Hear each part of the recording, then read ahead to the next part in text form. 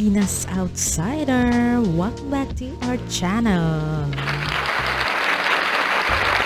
At for today's video, makikimarites na naman nga tayo sa mga issue at latest news ngayon.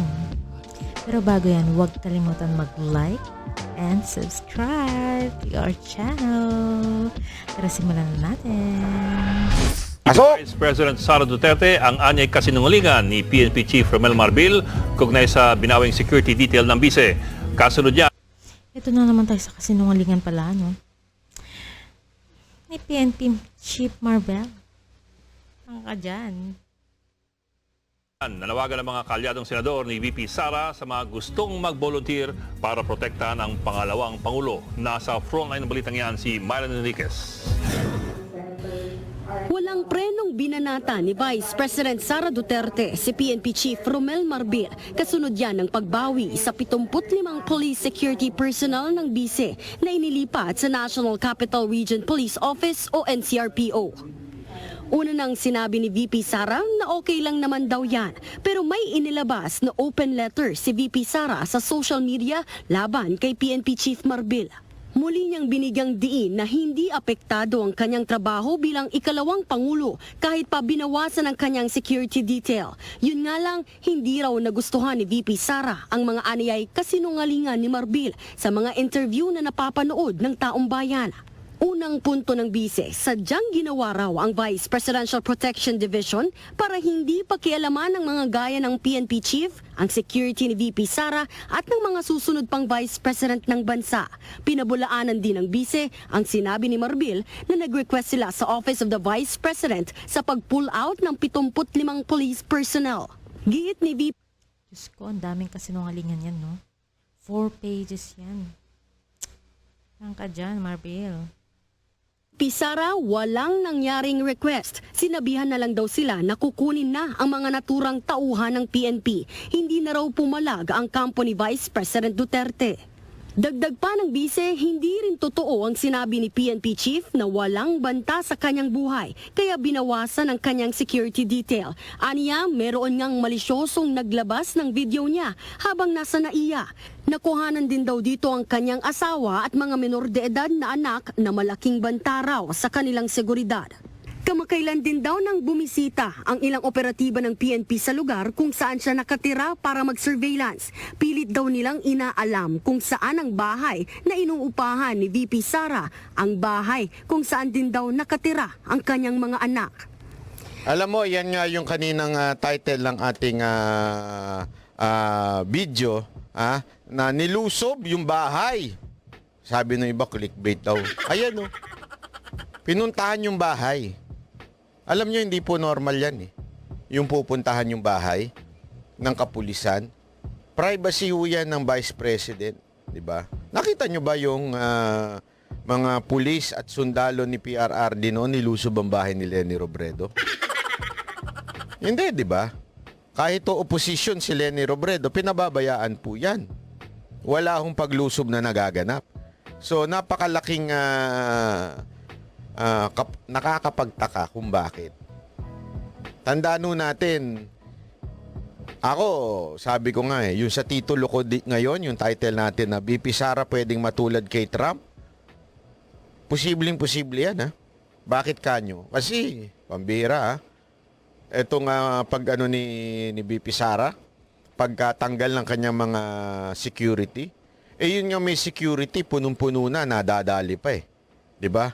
Yung kay Trump, grabe yung security doon, and yet, nadali pa. Paano pa kaya ito? Tananggalan ng security. Tapos pinalitan, yung mismong mga tao ni Romel. Si Romel, kilala niyo yun? Sabi ni VP Sara Duterte, Romel. Ang si Romel po, si Marbil. So, ibig sabihin po, talagang delikado. Kaya ka di ba? Kaya ka alam mo yun, mangangamba na baka posibleng mangyari. Kasi bakit papupuntahan yung bahay at aalamin? Anong purpose nun? Hindi di ba? Ano ang purpose ng pagpunta ng pulis sa bahay at sinusurveillance ang bahay ni VP Sara Duterte? Anong purpose? Hindi, explain nyo sa akin, Mr. Romel. Romel, paki-explain. Bakit pinuntahan ng mga pulis ang bahay at inaalam kung doon nakatira ang mga anak ni VP Sara Duterte? Bakit? Bakit? Anong dahilan? Kayo nga, ako, magtatanong lang ako sa inyo. Ako, iniisip ko na mabuti ito, ha? Ha? Iniisip ko ng mabuti ito. Sabi ko sa sarili ko, anong dahilan at kailangan puntahan ng pulis yung bahay ni VP Sara Duterte at alamin kung doon nakatira ang kanyang mga anak? Anong purpose? Hindi, ako nagtatanong lang, ha? EJ Banateros, ako po yan. Sino? Anong ako po yan? Madam EJ, yung ganda ng ni picture ni Madam EJ. Hindi, di ba? Isipin nyo na mabuti yan. Anong purpose? Iniisip ko talaga na mabuti. Anong purpose nun? Bakit kailangan puntahan ng bahay? Anong purpose?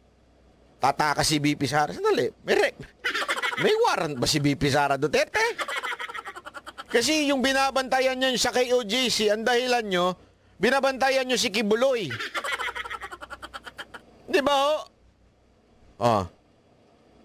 Dito, meron namang warrant si VP Sara Duterte para bantayan ninyo? Hindi ho, tatanong po ako, ha. Boss Bay, si EJ Warrior yan. Uy, maraming salamat, ha. Maraming salamat sa mga naninindigan at nananatiling Banateros. Nagpalit ng kanilang mga pangalan, Banateros. Kasi ang Banateros, hindi lamang po kaming mga vlogger. Hindi lang po si Oli, Coach Oli, si Boss Dada, si Master Judea, si Spencer, o di kaya si Jay Guevara. Ang Banateros tayong lahat. Ha? Buti pa iba dyan, talagang ginagamit at proud na proud. Uy, Virginia Puruya. Sobrang na-miss na kita, ha? Medyo matagal-tagal kang hindi dumadalaw dito. Buti pa kay Boss Dada, dumadalaw ka. Dito, hindi ka nadadalaw.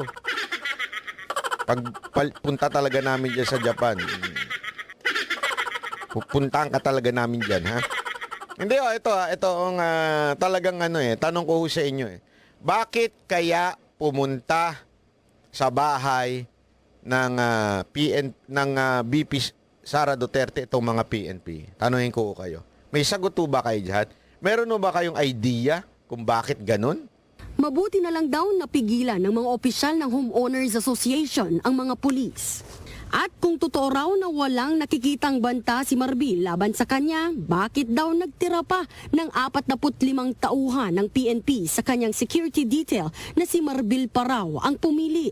Ang gusto lang daw ni VP Sara ay tigilan na ni Marbil ang pagbanggit sa kanya sa mga interview. Sinubukan ng News 5 na makuwang pahayag ni PNP Chief Marbil nang dumalo siya kanina sa pagdinig sa kamera, pero ngiti lang ang kanyang tugon sa mga sinabi ng pangalawang Pangulo. Nakahanap naman ng Emma Kinolof, salamat po. So Marbil, tatahimik ka na lang, Romel? So tameme ka ngayon kay VP Sara Duterte? Hindi, tameme ka ngayon. Wala ka na sagot. Alam mo kung bakit? Napahiya ka. Kasi nailantad yung kasinungalingan mo, Romel. Nailantad ang kasinungalingan mo. Inisa-isa ni VP Sara yung kasinungalingan mo, Romel. Ilan po yun? Booking ka sa lahat ng mga sinabi mo, tablado ka. Pahiya ka. Ngayon, di ba, ang hilig-hilig mo magsalita. Ang hilig-hilig mo magpa-preskon. Asama mo pa yung sinunal. Ngayon, bigla kang tumahimik. Kasi pahiya ka. Pahiya ka na isa ka palang sinungaling. According to VP Sara Duterte. Akala mo kakayanin mo si VP Sara Duterte? Baka hindi mo alam, ano yan, official din yan ng Armed Forces. Miss Sakura, maraming salamat. Hello po Sir Banat, Banateros at sa lahat ng LDS. Uy! Akala ko pa naman na mga nasa US at sa Canada, puro mga siraulong MDS. Hindi pala. Di ba? Ito matindi ho itong nangyayari na ito. Natameme si Romel. Wala ka nasabi. Napahiya ka ngayon. Tuloy. Nang kakampi si VP Sara kay Senator Ronald Bato de la Rosa. Nanawagan siya sa mga retiradong pulis at sundalo kung sino raw ang mga gustong mag-volunteer na security detail ng pangalawang Pangulo. Tingin daw ng senador may nag-utos kay Marbil na bawasan ng security detail ang bise. Alam ko naman si Chief PNP, hindi naman yan siya mag-decision ng gano'n kung na-instruction galing sa taas. Hindi naman basta-basta ang Chief. Ayun. Sabi nila, hindi naman basta-basta Chief PNP ka tapos tanggal mo yung security number 2. So sabi ni Bato, sabi ni Bato, meron itong utos sa taas. Alam niyo naman kung sino siguro ang susunod na mataas kay PNP Chief. Kung na kanino ang PNP, walang iba kung hindi na kay Abalos. Abalos! Makinig ka, Abalos, ha? Ikaw, bilang na ang araw mo. Bakit bilang na araw mo? Bilang na ang araw mo dahil sa matatapos na yung TV series mo. Matatapos na yung TV series mo at malalaos ka na. Hindi. Joke lang po. Bakit kanyo bilang na araw niya? Kasi pag tumakbo siyang senador, kasi tatakbo na siyang senador eh. So, kailangan niya mag-file sa October. Di totoo. Pag-file siya sa October, he has to resign. Pag nag-file siya sa October. So, bilang na ang araw mo bilang pinuno ng PNP. Matatalo ka pa. So, pag natalo ka, may 1 taon na hindi ka pwede maipwesto. So, private citizen ka ngayon. Tama, mali. Hindi, kaya nga mga kababayan, ito 2025, nananawagan tayo sa lahat ng OFW. Patikimin natin etong Abalos na ito ng hagupit ng taong bayan. Walang boboto kay Abalos. 0 vote para kay Abalos. Patikimin natin ang galit natin. Alam mo, ito yan. Hindi ako naniniwala sa madugong revolusyon. Ayoko yan. Ayoko may masasaktan na Pilipino. Ayoko magre-rebelde tayo. Ayoko yan. Hindi ko yan gusto. Hindi ako pabor dyan. Pero, pwede tayong bumawi sa pamamagitan ng pagkampanya laban dito kay Abalos. Mangampanya tayo. Talagang ikampanya natin. No to Abalos. Kasi ngayon nga, sekretary pa siya, inaabuso niya na ang kanyang kapangyarihan. Yung mga ganyang kautusan ay hindi tama. Ngayon, magsesenador pa siya? Naku, delicate siya. Magkanong bilyon ang dadaan sa kanyang kamay kung siya ay maging senador? Kung ngayon nakikita natin na tila merong hindi siya magandang ginagawa, abay pag naging naging senador pa yan, delicate siyang Abalos na yan. Kasi tandaan ninyo mga kababayan, tandaan lang ninyo ito, paano ko lang sa inyo, paalala ko. Dati hong niyang simipsip kay Duterte, dating opisyal ni Duterte yan, and yet, ngayon, traidor. Sabi nito isa ni Tex Atlas, huwag mo akong utusan, banat ba'y talagang hindi ko iboboto yan, pati si Gibo. Gusto kitang utusan Inuutusan kita ngayon. Huwag mo iboto yan si Abalos Utusan kita. Hindi naman ibig sabihin na inutusan kita, kailangan mo sundin. Malaya ka. Malaya kang wag sumunod, pero utusan kita. Markado na sa akin, Sir Banat Bay, kasi updated ako sa inyong banatero, sa inyong nalalaman ng ang mga mantsa sa bayan. Oo nga, kaya nga sinasabi ko nga sa inyo Abalos, bilang na ang araw mo bilang sekretary ng DILG. Dahil, siyempre, magpa-file ka na ng iyong candidacy, tanggal ka na ngayon sa sekretary ng DILG. So mga kababayan, pwede ho ba akong humingi sa inyo ng suporta na ipamahagi nyo itong video na ito? No to Abalos. Yun eh. No to Abalos. PNP ka, tapos tanggalan mo ng security yung number 2 na official ng Pilipinas. Nang tanungin ng News 5 kung sino ang tinutukoy ni De La Rosa na nag-utos kay Marbil, ang sagot lang niya, To whoever is above him, either above him or somebody that is controlling him. Hindi, walang iba yan kung hindi si Abalos. Alam ko yan. Kasi alam ko na si Abalos ang isa sa mga dahilan ng pag-recall ng mga ilang PSPG na mga Duterte supporter. Personally, alam ko yan.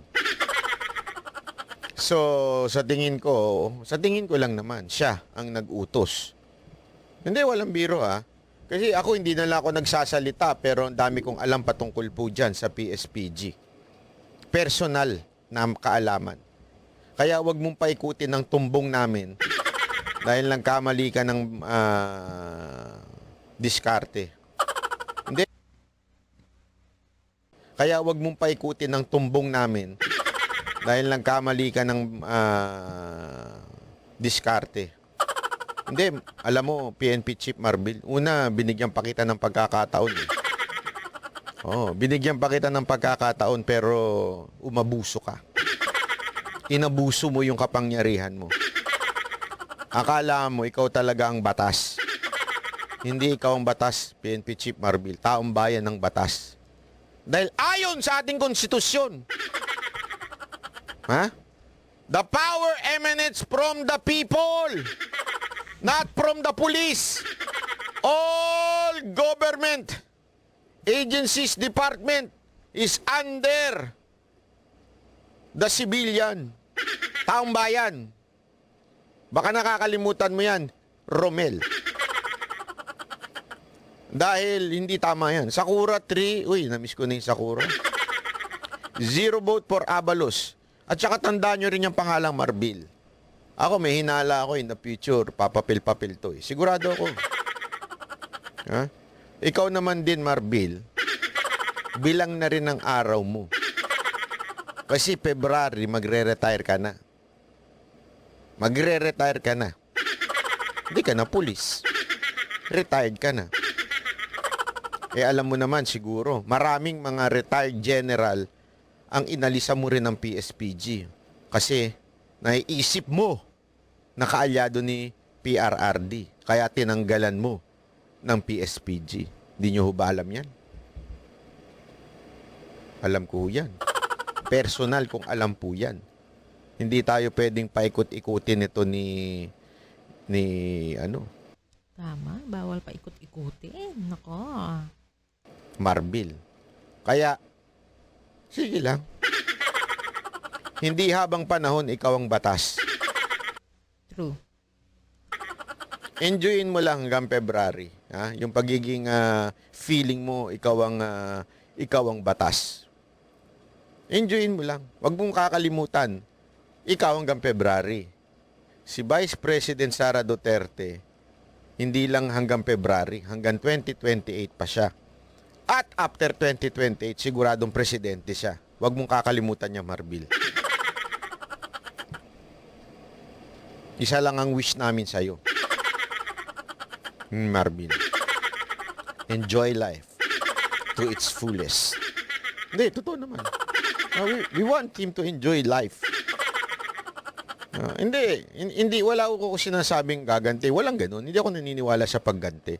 Sabi nga vengeance is nasa Lord Jans, ang vengeance. Give room for the Lord's vengeance. Kasi nga, pag ikaw nang ambuso ng kapwa mo, hindi naman po natutulog ang Diyos at di ba? Hindi naman po natutulog pag nang aabuso ka ng kapwa mo. Ang mga tao, ako naniniwala ako just put your trust, di ba? Naniniwala ako dun. Ruti Saidor, salamat po, so ka pinagagawa nito mga taong supposed to be serving the, correct ka dyan. Correct ka dyan. Hindi, totoo. Alam mo, ito sa buhay, lagi ko lang iniisip. Ang buhay kasi, sa totoo lang, ano yan, bilog nga yan, ika nga, di ba? Minsan, nasa ibabaw, minsan nasa ilalim ka. Ngayon, nasa ibabaw itong mga animal na to. Darating ang panahon, iikot ang mundo. Kaya nga dapat, pag ikaw nasa ibabaw, wag kang magdedehado ng kapwa mo. Wag kang yung tama lang. Ano ibig ko sabihin ng tama lang? Pag may mali ang kapwa, durugin mo. Pero pag tama naman siya, hayaan mo. Wag mong, even if nagdi-disagree siya sa'yo, pero may tama naman siya, wag mong aanuhin. Wag mong aapihin. Diba? Ngayon, tila iba usapan ngayon. Talagang dinudurog ang mga Duterte. So, nasa sa'yo yan. Nasa sa'yo yan, PNP Chief Marbil. Yan ba ang gusto mong iiwan na imahe? Imahe mo? Na dadali ng mga anak mo at ng mga apo mo na ikaw, Marbil, Romel Marbir, ay isang diktador at nag-fulfilling batas? Gusto mo yan ang imaheng madala mo sa anak mo at saka sa pamilya mo, sa mga apo mo? Ikaw lang ang katangi-tanging PNP chief na nagtanggal ng seguridad ng isang BP. Ikaw lang. Wala sa kasaysayan ng gumawa nun kung hindi ikaw. Anong tawag dyan? Sabi nga ni BP Sara Duterte, feeling batas. 'Di ba? So, masusulat na sa kasaysayan yan. Iyan ay maisusulat na ikaw ang kaisa-isang PNP chief na may... Ewan ko kung anong tawag mo dyan sa ganyang pag-iisip. Topak ba tawag mo dyan? Power trip ba? Di ba? Yung totoo. Ikaw ang katangi-tanging PNP chief na gumawa niyan sa isang vice president. At masusulat yan sa history ng Pilipinas. Huwag mong kakalimutan si Fabian Ber na naisulat ang pangalan niyang kasamang diktador sa kasaysayan. Naisulat yan sa history. Di ba? Gusto mo ba ganun din ang madadala mong pangalan hanggang sa kaduluduluhan ng iyong buhay na isa kang nag-fulfilling batas? Nagpa-power trip? Nagiging diktador? Hindi to Alam mo, si Robredo, sobrang kontrabida niyan. Si Robredo, sobra yung fake news niyan.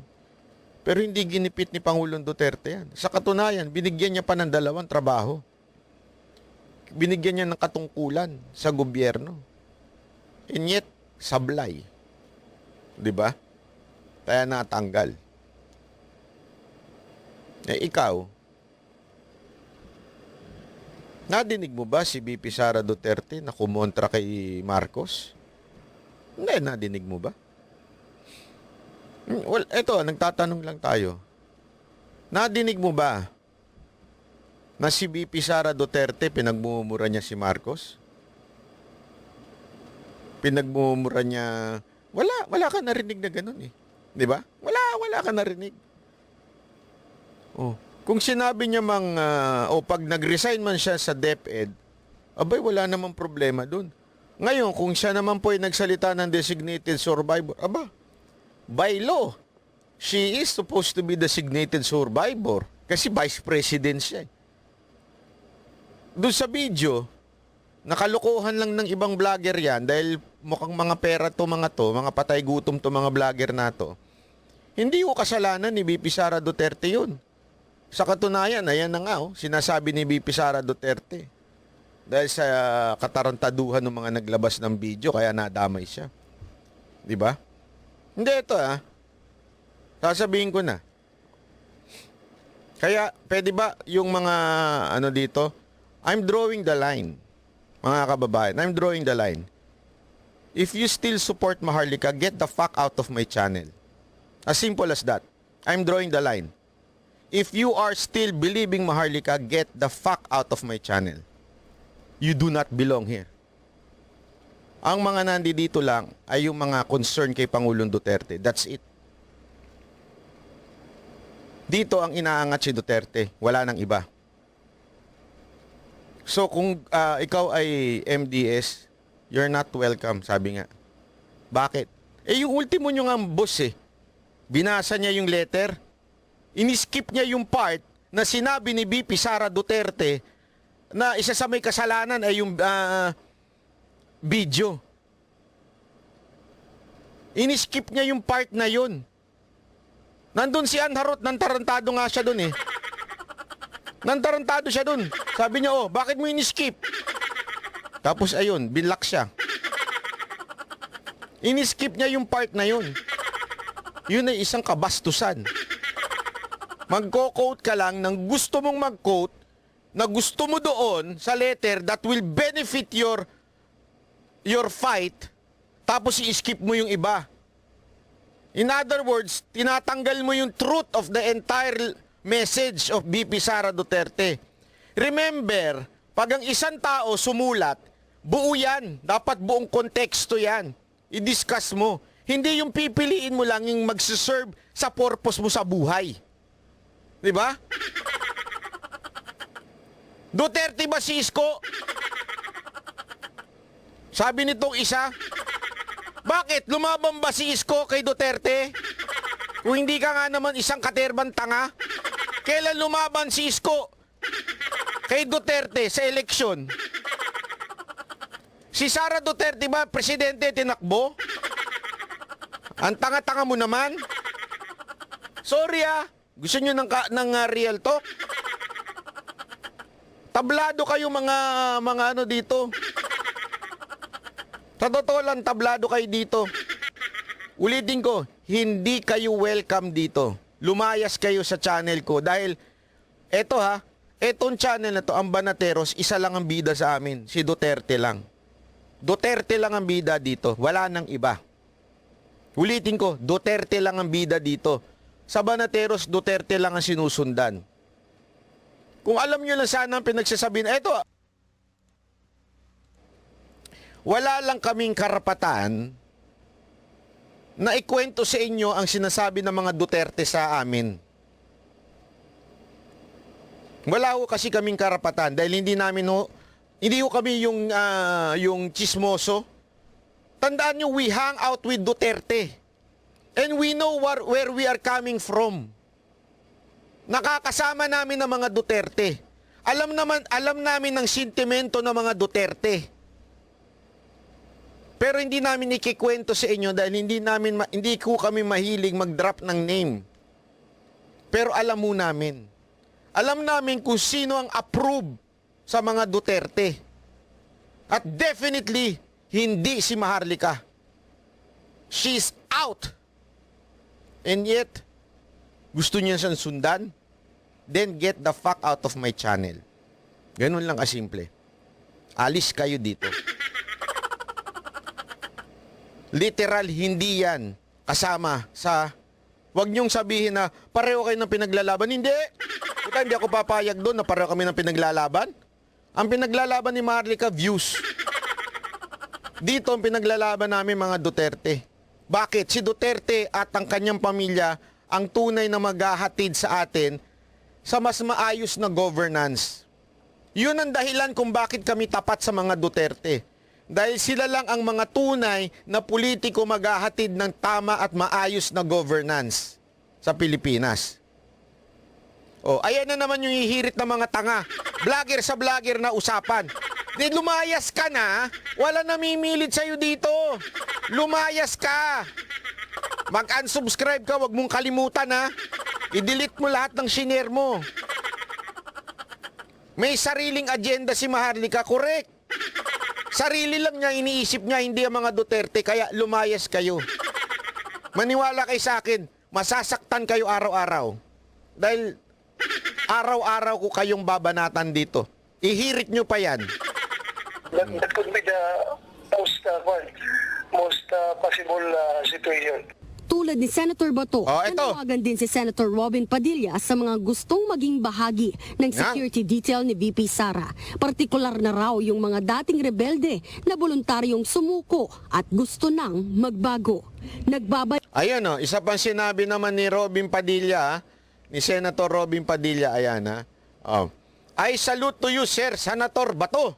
Ako man nananawagan po sa lahat ng mga dating rebelde na mayroong mga tamang papeles na pagsuko, amnestiya, kayo'y may kaalaman sa Penjak, Silat, Kali, Eskrima. Naku, hindi ko po alam yung mga yan. At handang sumailalim sa pagsasanay, pagsuri, clearance at approval ng opisina ng Pangalawang Pangulo. Isang karangalan para sa mga nagbabalik loob na magsilbi, voluntaryo. Kaya nga ako alam nyo ito mga kababayan kami po mga banateros, nakatira kami sa Pilipinas. Kami po'y nangangamba. Eto, gusto nyo ng truth? Gusto nyo ng truth? Truth, as in nothing but the truth. Gusto nyo ng truth? Hindi, sabihin nyo dyan. Ako magsasalita ako ng totoo. Sabihin nyo dyan. Magsasalita akong totoo. Sige, hamunin nyo pa ako. Sabihin nyo. Sabihin mo na yung totoo, Banat Bay. Go, go, go! Ito, sasabihin ko na sa inyo. Kung naalala ninyo, meron akong time na nakatanggap ako ng sunod-sunod na threat. Okay? May threat assessment ako, may police report akong ginawa, may mga sumusunod na nakamotor sa akin. Kinuwento ko na, hindi ko pa nakwento yung part na yon. Ini-report ko to. Meron po akong report dyan. Okay? Meron pong nakaabang lagi sa may kondo ko. Gumawa po ako ng report. May police report yan. May threat assessment ako. In-interview ako ng mga police, tinanong, at inalam nila kung totoo. And they found out it's totoo. Kaya nga binigyan nila ako ng tinatawag na availment ng protection from the PNP. Kasi, dahil nga sa mga threat na natatanggap ko. Sinagmit ko lahat yun, kumpleto ko ng dokumento, at binigyan nila ako ng protection. Pero nung tumungtong si Marbil, lahat po ng Duterte supporter na nakapag-avail dahil may mga threat sa mga buhay nila. Remember, hindi lang naman po gobyerno binabanata namin Ang binabanata namin, mga komunistang NPA. Hindi ako takot sa kalaban sa oposisyon. Pero lagi akong winawarningan na ang mga NPA ay traidor. Traidor ho sila. Alam ko ho yan. Yan, nag-aantay lang ng pagkakataon na pag humina ka, dun ka babanatan. Kaya I never, ever na ibinaba ang security ko. Talagang lagi akong aware. Kasi alam ko yung mga NPA, mga damunyo yan Damunyo talaga sila. Vice President Sara Duterte